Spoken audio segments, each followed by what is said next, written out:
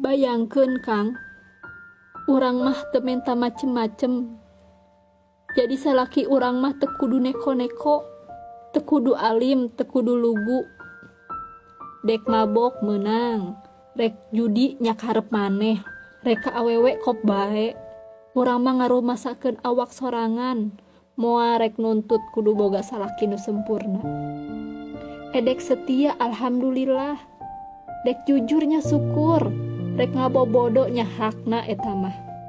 Dek alus gorengna anger salaki urang. Beunang dielingan hayu, teu eling-eling nyakeun bae, tetep dibaturan. Kabeh oge butuh waktu. Ngarubah sifat jelema teu sagampang nyanyipok ame-ame belalang kupu-kupu.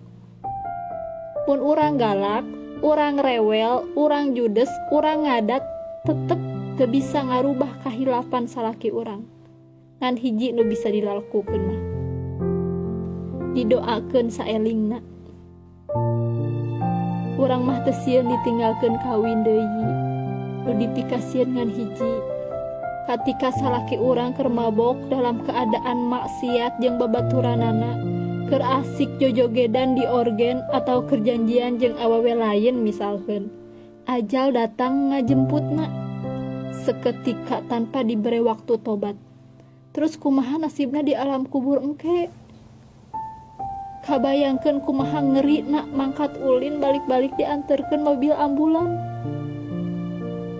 Ieu mah keur kabeh lalaki, keur bahan renungan.